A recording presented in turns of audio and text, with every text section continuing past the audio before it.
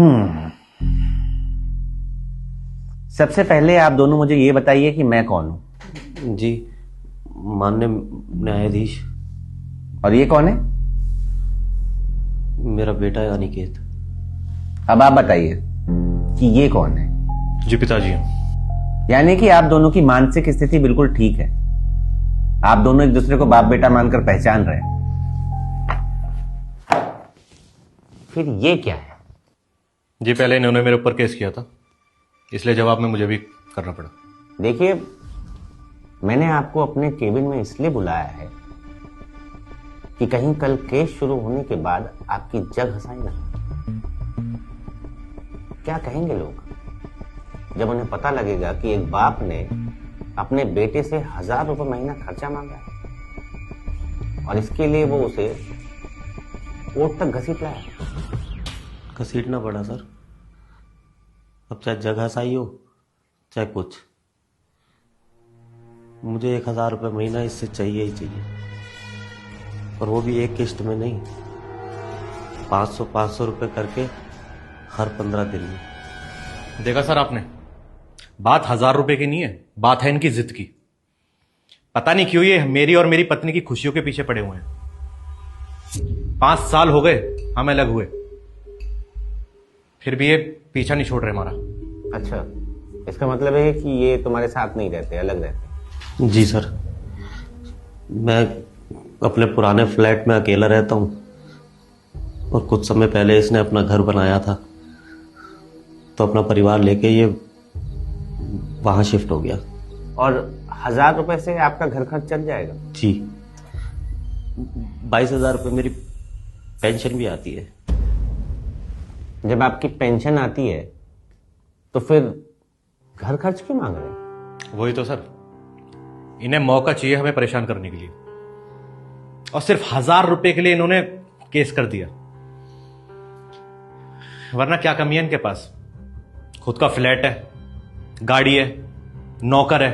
नौकर नहीं है। 5 महीने पहले नौकर काम छोड़ के चला गया। कभी तूने मेरी खबर ली हो तो पता चले ना। तो क्या हो गया, 8-10 हजार रुपए में नौकर मिल जाएंगे और फिर भी इनके पास घर खर्च के लिए बहुत पैसे बचेंगे। तू कुछ भी कहता रहे, मैं तेरा बाप हूं। मुझे 1000 रुपये महीना चाहिए तो चाहिए, वो भी 500 रुपए करके महीने में 2 बार। अब तू इसे अपना फर्ज समझ या मेरा कर्ज। देखिए धीरज जी, आप रोइए मत। और ये क्या फालतू की जिद पकड़ी है आपने? इवन मेरी भी कुछ समझ में नहीं आ रहा है। जिद नहीं है सर, बाप होने का हक मांग रहा हूं मैं अपने औलाद से। कम से कम महीने में जब ये 2 बार मुझे पैसे देने आएगा तो जी भर के इसे देख तो सकूंगा। इकलौती औलाद है सर ये मेरी। 5 साल में 5 बार भी नहीं देखा मैंने इसे। जब से ये अपनी बीवी और बच्चों को लेकर दूसरे फ्लैट में शिफ्ट हुआ है, एक बार भी नहीं पलटा। शायद ये भूल गया कि इसका एक बूढ़ा बाप भी जिंदा है।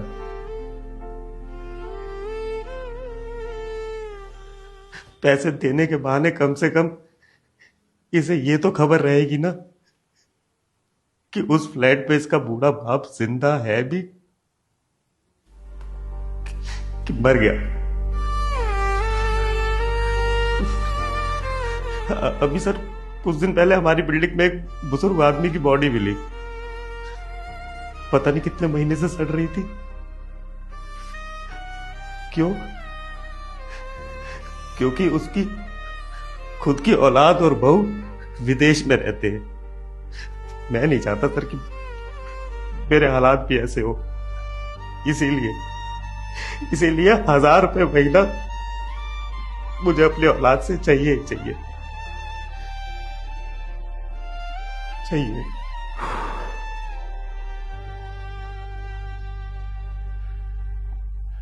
अब शर्म से आंखें क्यों नीची कर ली? चुल्लू भर पानी में डूब मरना चाहिए तुम्हें। जिस बाप ने तुम्हें पैदा किया, पाला पोसा, पढ़ा लिखा कर इतना काबिल बनाया कि तुम अपना घर खरीद सको, आज वही बाप सिर्फ तुमसे मिलने के लिए कोर्ट तक आ गया। उसे अकेली मौत का डर सता रहा है। शर्म आनी चाहिए तुम्हें, और शर्म आनी चाहिए तुम्हारी जैसी संतानों को। आप सही कह रहे हो सर, गलती मुझसे हुई है, बहुत बड़ी गलती हुई है। पिताजी, हो सके तो मुझे माफ करना, मैं सब सही कर दूंगा। सर, हमें कोई केस नहीं करना, हम चलते हैं सर। चलिए पिताजी।